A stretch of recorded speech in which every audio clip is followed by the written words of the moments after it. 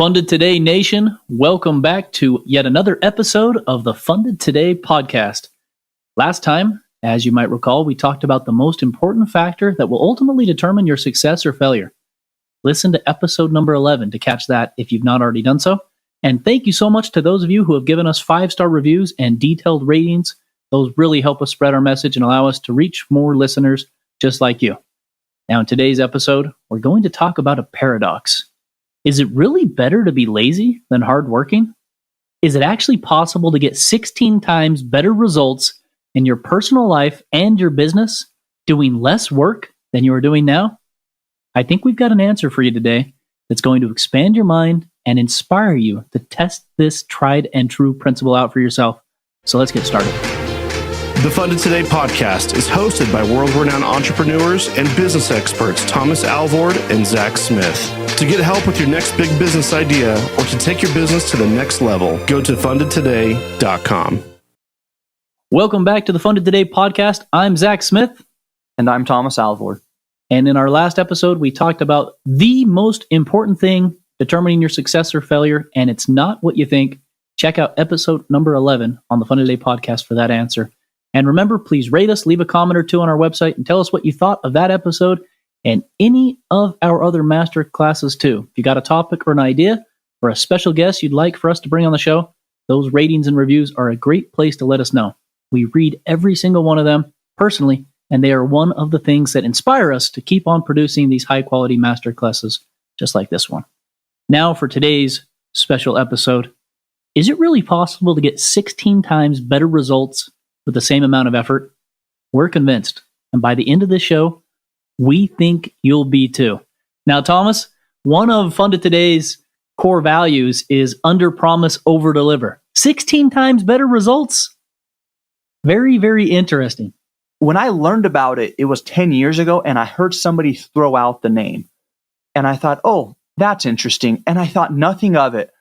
And now as I've dived in and really looked at this and researched it and read books on it, I realized, oh my goodness, this isn't a theory.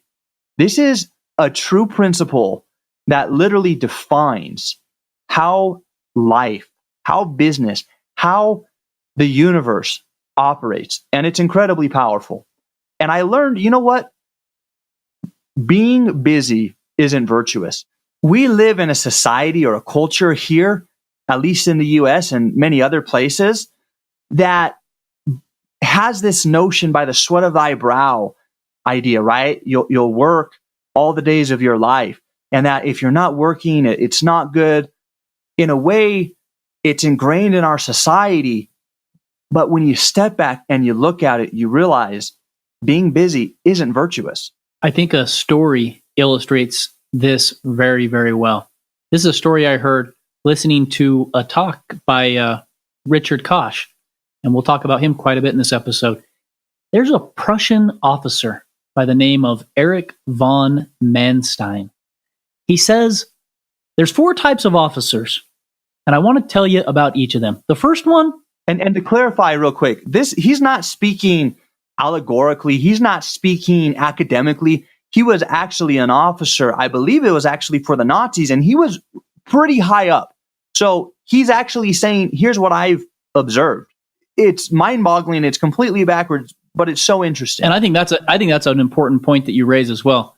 We try to not do theory on this show. We try to focus on fact-based research and observations and studies that we have applied in our own lives or in our own businesses.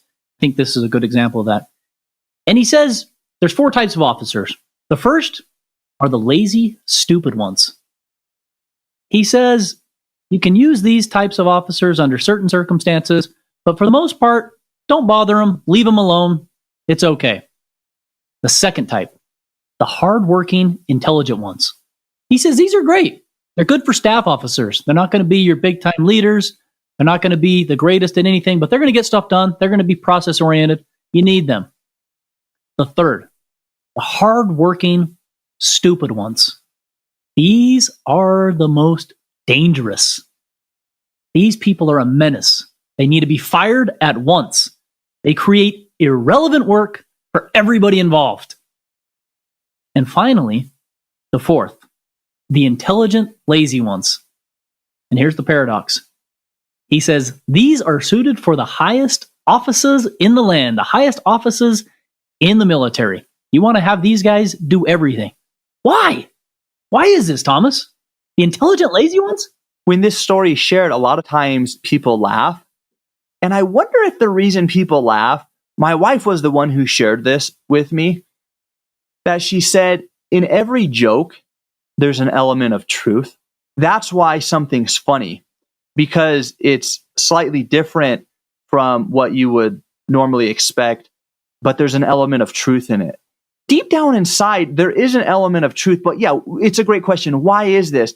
So I want to step back, and if we haven't discussed it or said it explicitly yet, what we're discussing on this podcast today is what's called the 80-20 principle, or the Pareto principle. And understanding this principle will help us understand why this military officer said that the intelligent, lazy ones are suited for the highest office, okay? Vilfredo Pareto was an Italian economist. In the 1800s, he researched and looked and found that about 80% of the land in Italy was owned by 20% of the population. And he thought, that's interesting.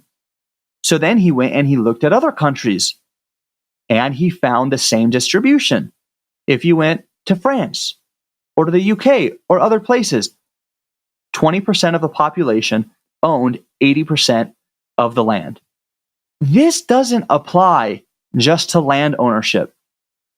As more and more people looked at and researched what's called the Pareto principle, or the Pareto distribution, they found that this phenomena applies literally to everything in life. As a kind of interesting, almost bizarre example, if you go look at pea pods in a garden, 20% of the pods are going to have about 80% of the peas. Weird, but that's just how it is. If you look at traffic on the roads, 20% of the roads get 80% of the traffic. If you look at the time that people are on the roads, most of the traffic happens during, 80% of the traffic more or less happens during 20% of the time in a 24-hour period. Or if you looked at a 1-year period, you'd find the same thing. 20% of the countries have 80% of the world population. So what is so incredible about this? Thomas, 20% of the population pays 80% of the tax. Exactly. And what's so interesting is not necessarily the distribution, although that's interesting, and it will vary here and there, but it's typically around 80-20. And it doesn't have to be 80-20, right? It literally could have been 15-60, which basically says 15% of the pods have 60% of the peas, right? The 80-20 doesn't need to equal 100. It just happens that is the case. But here's the key takeaway in why this matters. This principle is basically saying there are inputs, there are efforts, there are things that you do, that other people do, that have a disproportionate output. And that's why they also call it the law of the vital few. There's a few levers you pull. There's a few things you do that they will have a disproportionate outcome. And so you have to look at those things that are the vital few. You do this little thing and you get this result. And that's where you can say you can increase your efforts, or your output, I should say, not your efforts. You don't want to increase your efforts. You want to increase your outputs by 16x. Because basically, if we were to do math here, and usually math is easier if you can see it, but taking the 80-20, let's say you have 2 inputs that give you 8 outputs. Another way, if you were to do fractions, is basically saying for every 1 input, you're getting 4 outputs. Following me so far? Now, on the flip side, you have the 20% that gives you 80% of the results. You also have the 80% of inputs or 80% of the effort, that only gives you a weak 20% of the output. So said another way, 8% of the inputs are giving you 2, not percent, but 8 inputs are giving you 2 outputs. And again, if we were to use division, you have 4 inputs for 1 output. So literally with 80-20, there's some inputs, we'll call it 1 input that gives you 4 outputs. Other things you do where you could have 4 inputs and you only get 1 output. And that is a difference of 16 times. For the same number of inputs, one of them is giving you a 16 times better result. And that's what we want to focus on, if that makes sense. And that's the power of the Pareto principle. I kind of had a aha realization moment right as you were talking. When I went back and listened to you talk about the 20% of the pods in a garden have 80% of the peas, I thought to myself, that's natural. No gardening technique made that happen. There was no farmer who forced it to be that way. And a lot of 80-20, if we look at it in nature, is natural. Nature natural, right? Well, then why might that be? Well, I thought, well, they've had thousands or millions of years to become that way, to evolve. And then I thought, well, if nature applies 80-20 so efficiently, why don't we as humans try to apply that ourselves and see if we can learn a thing or two? And that's kind of what I want to do to wrap up that officer story. It's much better to be lazy? What a silly paradox. Or is it? Few things really matter, but those few things matter more than anything else.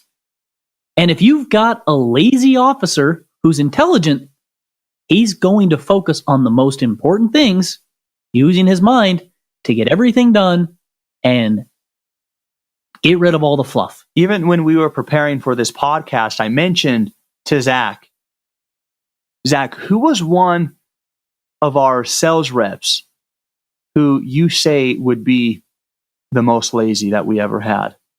Oh, yeah. And the name immediately came to mind, and we chuckled and we laughed, and then we thought, man, we need to do a better job of asking ourselves the 80-20 questions, because this particular salesperson didn't work very hard at all. But he would close clients for $150,000, and we're like, whoa, we only have $15,000 or $35,000 packages right now. But because he was so lazy, he thought, how can I make more money? And he was closing clients, right? And it literally shows that silly paradox, as Zach has called it. What can we do to spend time creatively on the few essentials and little or no time on the massive minutia that engulfs all of us most of the time? And think about it. Do you really think somebody like Warren Buffett, Marcus Lemonis, Bill Gates, Elon Musk are crunching numbers or talking to somebody about something so small or answering emails? No. These guys are focusing on the one big thing that they need to accomplish every single day. It just makes sense. If you want to be great, if you want to be famous, if you want to have this remarkable life, think about what these guys must be doing. There's a quote by Ronald Reagan, and it goes like this. It's true, hard work never killed anyone, but I figure, why even take the chance? And you can laugh about that. I love what Thomas said that his wife taught him. Anytime you tell a joke, if you chuckle or you smile or you laugh, it's partly because there's some truth to it. And I think that's the case there too. Ronald Reagan was the president of the United States when he said this, I believe. He's talking about not working hard? Oh no. And I remember growing up. I mean, my dad was a roofer and a contractor, and then he was a school teacher. And my mom was always about work hard, work hard, work hard. And I absolutely work hard. I still do. But I had these principles ingrained in my mind that if I wasn't the one swinging the hammer, working the nail gun, tearing off the roof, I was somehow lazy or bad. And it wasn't until I got older that I realized, wait a sec, if I pay a couple people $20 an hour and I get 4 or 5 of them up there to do it, I can make just as much money as if I was the one working with them. It was the first realization of 80-20 in my life. And I had to shake off all of these principles of you got to work hard, sweat of your brow, That's the only way you're going to succeed is if you're the one doing it. If you don't do it, then you're lazy. And sometimes even now, and I think maybe many of our listeners feel this way too. I don't know. Oh, I'm so lazy. I'm not working. I'm not the one writing. I'm not the one talking to the clients. I'm not the one selling. I had to do that. The more I let go, the more I realized the power of Pareto's principle. The more I realized that most of life, especially most business life, is basically minutia. And there's research, Zach, that also has shown where big companies, they tell their people, look, on the weekend, don't work. Take a day, 24 hours. You don't check your email. You don't do any work. The research shows that they become more productive and get more important stuff done and generate more revenue. What's super interesting, regardless of whether somebody's religiosity, it's kind of interesting that there's a Sabbath day to take a break across so many different religions. The point is, though, less is more. Another one of my favorite phrases, less is more. And by doing less, and again, this doesn't mean you don't work. It just means you don't stay busy. You'll still be working mentally or doing other stuff, but you're not involved in that minutia that you get dragged down and bogged down in all of the stuff that ultimately does not give you those outputs that matter. There are so many good ways of saying that. Finding the vital few in the trivial many, deploying your energy more intelligently, getting results not just a bit better, but way better, 16 times better. So let's get down to the nitty gritty now, because it's pretty difficult to determine the most important things. So how do you go about doing it? How do you figure out if you're even working on the most important things? That's the topic that we want to kind of spend a few minutes on right now. How to determine the 80-20 in your life so that you're actually working on the most important things, the things that matter to you. And like I mentioned, they're very difficult to find.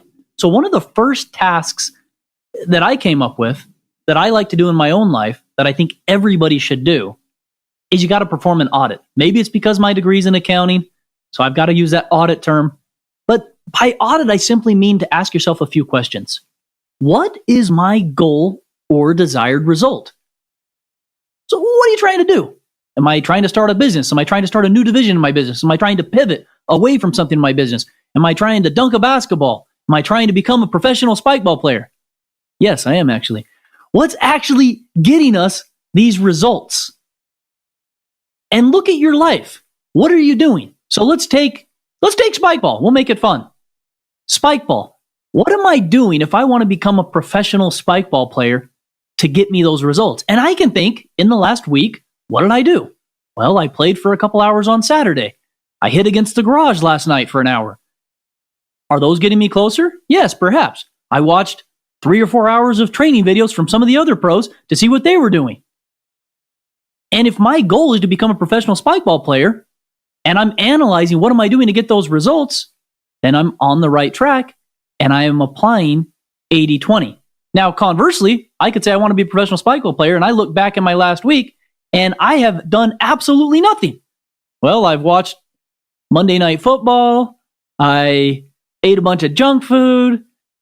I worked a bunch on my business. I didn't even pick up a ball. I didn't even go out and play.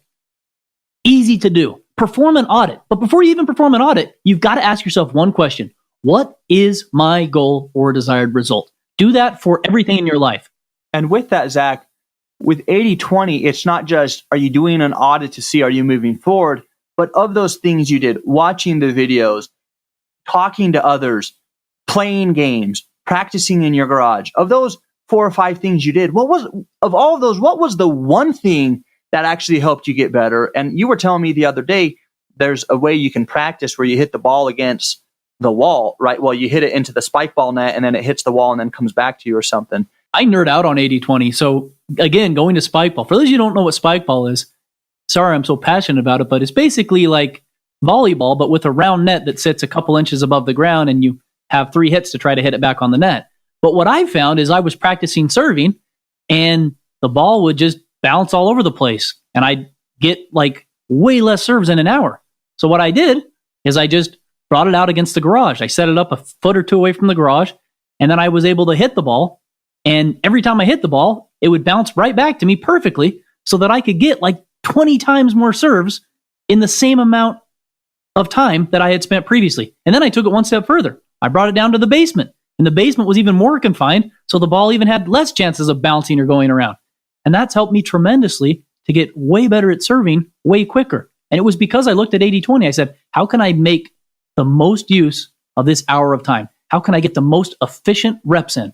And in addition to what you said, Zach, to perform an audit, if I can share one thing even before that, which we kind of hit on already, to how to determine the most important things, I think the most important thing to begin with is to slow down.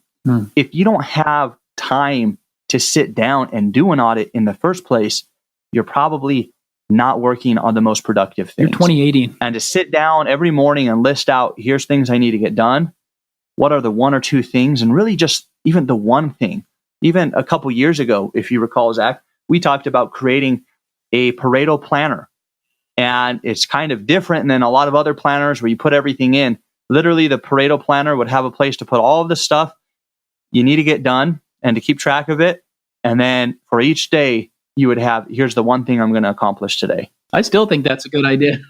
We never created it, but really that's the power of it. What's the one thing that's going to make a difference? And you're conscientious, you're purposeful about it. There's one more way to look at it. If an audit doesn't work for you, here's a way to do it. And we do this quite a bit at Funded Today as well. What would be the worst way for me to proceed? What would the worst possible outcome look like? And then just ask yourself, what's the opposite of that? Why do you do this? Let me give you a couple examples. The worst way for me to design this particular product feature is to make it so that the user never has an idea what he or she's supposed to do. Now, here's what you do. You flip it around. The most important thing, therefore, is to build the opposite of that, something where the user always understands what he or she is supposed to be doing. Or the worst way for me to deal with this person who's having trouble with me at work, or this employee, or this contractor, or this person on my team who's constantly arguing with me, is to make this person feel dumb and argue with them and make them feel stupid, insecure, and have them get all defensive and lash out, and that'll make us both look terrible. And then again, just flip it around. The best way for me to navigate this conflict, therefore, is to make the person I'm arguing with, I changed that word arguing to conversing with, talking with, trying to understand, to feel valued and recognized for their contribution so we can respectfully discuss our disagreements. That strategy works extremely well. If you ask yourself that, you can usually figure out what the best way is for you to proceed. And then I want to make a point on multitasking. In this hustle and grind, I hate those words. I'm hustling, I'm grinding, I'm burning that midnight oil. I hate all that stuff. Stop multitasking. I get that there's social media. I get that everybody feels like they got to get to 1 million as fast as possible and start the next big thing. But patience matters. I love what Thomas said. Slow everything down. If you don't have time to listen to a podcast, to read a book, to go on a date night with your girlfriend or your wife, your significant other, if you can't do those sorts of things, you have a problem. We cannot multitask. In fact, there is significant research that shows that MRI scans have proven that when we attempt to do two things at once, our minds literally are switching attention between those two things. We focus on the one task and then we quickly refocus on a second task. But we're never, whether we're male or female, because I know sometimes us men like to say, oh, well, I'm not a woman, I can't multitask. That's false too. Never successfully perform both at the same time. The frontal lobe in our brain controls which act we prioritize, and our minds are unable to process two tasks simultaneously. Again, there's nature speaking out. I love this observation. 80-20 is in nature and even in our own brains. 80-20 is saying that we can't do so many things at once. The word multitasking actually originated from computer science and engineering. It was the way that they talked about machines processing tasks. So it's no wonder that we as humans cannot do the same thing. In addition to that, Zach, stopping the multitasking, doing the audits are useful to look forward to see what should I do that will give me the results, but it's also useful to look back. You do both, right? You look back and you look forward but you want to be focused. You want to be purposeful. You don't just go to work and sit down and just start working, or sit down and open your email. If you do that and you answer 2 hours of email, like, the reality is you literally wasted your time. Like, that was a horrible waste of time. And I get stuck doing that sometimes. You should batch your email, right? Stuff like that, because the email's not your productive stuff. It's not closing the big sale. It's making you feel productive, but you're not. Another thing I had heard before, if there's the thing you keep delaying and procrastinating, very often that's the big thing you need to do. But you don't want to touch it because for whatever the reason is.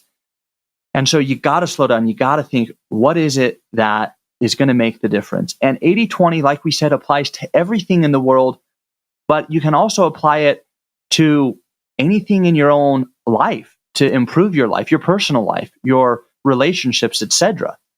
And Zach's already talked about doing that with Spikeball, but there's other ways that you can do that. What do you like about your life? What do you not like about it? Again, that almost sounds like a personal audit to me when I ask those questions. What do I like about my life now? What do I not like? Well, last year I didn't like that I was starting to get out of shape for the first time in my life. And I said, this isn't good. And I looked at my life, and I talked about holistic harmonization on an earlier episode. And I looked at the 8 to 10 things in my life that kind of make up, who is Zach Smith? Who is this guy? Who is this person? And I rated them on a scale of 1 to 10. 10 being, I'm amazing at those. I don't need to change it whatsoever. I'm happy with how things are going. They are completely in harmony with the way I want to be, with my life goals. And then I had a couple, one of them being physical fitness and health, that were not great. Maybe a 4 or a 5 even. And for me, that's terrible because I kind of was an athlete my entire life. And I immediately set about to fix those. I hired a personal trainer. And by the way, even though I have a lot of money, I didn't go hire a personal trainer and pay them hundreds of dollars a month. Here's a life hack for you. I got a membership at Planet Fitness. It was $10 a month, $9.99 or something. And they have a personal trainer 5 times a week for an hour and a half a day. I get personally trained for $10 a month. Absolutely amazing. So it's not like that I had all this money and I hired this trainer and fixed my life and now it's all great. I actually did it in a way that pretty much anybody can afford. Cut back on eating out one a day of the week, and you could do that. Apply 80-20 in your own life in every possible way. And I did this with every single category in my life. I asked what I liked, I asked what I didn't like, and then I made an observation, and anything that wasn't a 7 or higher, I immediately set about to fix. And then I assessed myself again a month later, 6 months later, and so on. And with this law of the vital few, really what you're looking at is, here's a list of 10 things I don't like about my life, or that causes me stress or anxiety, whatever it might be.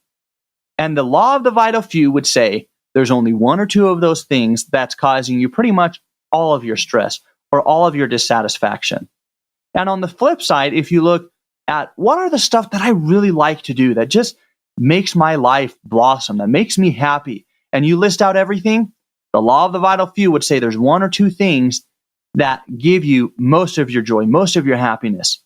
So just focus on those 2 things to change your life. You don't need to change a whole bunch, even though there might be a lot of stuff to change. It's the law of the vital few and focusing on those few things. If you're having difficulty in a relationship or something, for example, right?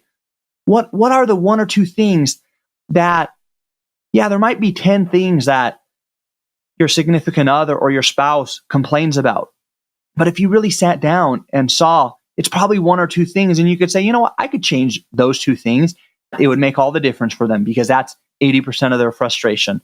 Or look at, what do they like? There's 10 things that this person likes, but there's probably 1 or 2 that if you do is going to bring them the most satisfaction, show them the most that you care, that you think about them.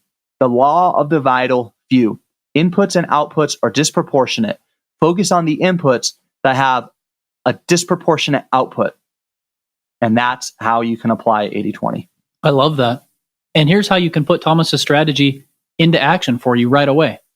All you got to do, let's take the spouse, their significant other, because that one really resonated with me. Sit down with your significant other or your spouse and say, hey, what are all the things that you wish I could maybe do a little bit better? This isn't a time for us to get sensitive or mad or take offense. I just want to write them all down. Write them all down and then rank them. Now, obviously, I'm a human. I'm not perfect. I'm not going to be able to get all 10 of these fixed or all 20 of these, or maybe for me, there's 100 on the list that my wife wouldn't like about me. Give me 2. If there's 20, if there's 100, give me 20. If there's 10, give me 2. And so on, right? Applying 80-20 like Thomas said. And then fix those. You can easily fix just those couple things. And like Thomas said, you will be surprised how quickly your life is better through something just as simple as that. In business, same thing. Make it real simple. Rank out your revenue. If you already have a business, where is 80% of your revenue coming from? Chances are it's coming from 20% of your sources.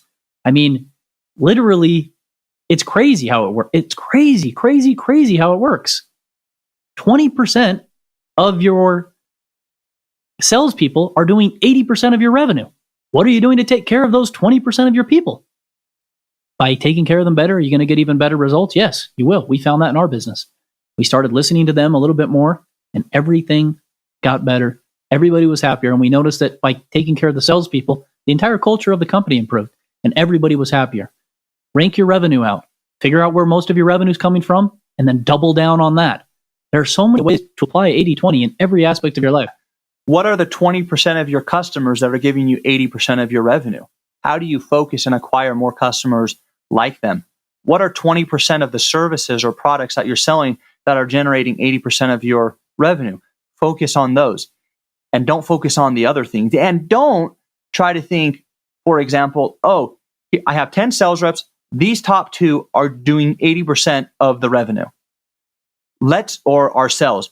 How can we get the other 8 sales reps to start performing like them? If you do that, you're going against nature. You got to just focus on the 20% and nurture that. That's how you can really grow. And don't get overwhelmed. It's real easy to get overwhelmed, but 80-20 says don't get overwhelmed. I love what Richard Koch said. He said, strive for excellence in few things rather than good performance in many. If you look at life, if you look at the people that changed the world or the people that you look to and respect, they were not a jack of all trades, master of none. They absolutely had flaws. Look at Steve Jobs. That guy had so many flaws. Read the book Walter Isaacson wrote on Jobs. I mean, you learn about this guy, and there was a lot of stuff about him that maybe wasn't quite right. But look at what he did. Look at the transformative power he had on not only Apple, but the entire world. If you're looking to become great, to become renowned, to become world famous, strive for excellence in just a few things rather than good performance in many. And really, if you do that, I can promise you that overwhelm and stress and I'm never going to get all this done, all of that weight, that burden on your shoulders will become tremendously less almost immediately as you make that mindset shift. Perfect. And if you have that stress, you're not applying 80-20 like you can or should. And really 80-20 applies to everything. 80-20 even applies to this podcast you're listening to right now. What was the 20% of our content or this podcast that gave you 80% of the value or the takeaway? Let us know at our website. We'd love to hear at fundedtoday.com/podcast. That's www.funded.today/podcast. We read every comment and we'd love to hear from you. This episode's product of the week is American-made Wagyu beef jerky from Cowboy Star Provisions. Cowboy Star Provisions has created an all-natural, rich, and full-flavored Wagyu beef jerky. And get this, it's actually sourced locally from the USA. This project is live on Kickstarter. It's actually just about to end, but you will be able to pick it up from their website or Indiegogo in demand. This team is from San Diego, California. And this actually, if you're a beef jerky guy, I got back from hiking Mount Everest and I basically subsisted on beef jerky because everything else was so hard to eat. And beef jerky had a lot of protein and a lot of sustenance to kind of get me through things. This might be the best darn jerky ever. Check it out. This is American-made Wagyu beef jerky. Ending on Kickstarter soon, but you'll be able to pick it up from their website shortly. My product of the week is Smart Case, spelled just like it sounds, all one word. And it's a protective smartphone case that prevents eavesdropping and camera hacking. So with the camera case, It has sliders to cover both of the camera lenses on the front and the back, and it actually muffles or covers the microphone so it can't record. So yes, it protects your phone, but it protects your privacy. I've never seen a case like this. It's pretty amazing. You should, if you care about your privacy, you should check it out. That's Smart Case, all one word, spelled just how it sounds. And remember, don't wait until tomorrow. Get funded today. Funded Today is the worldwide leader in rewards-based crowdfunding on Kickstarter and Indiegogo. Combined, they have raised over $200 million and counting for thousands of new ideas and inventions worldwide. If you've got an idea for a new product or invention, visit fundedtoday.com to speak with one of their experts.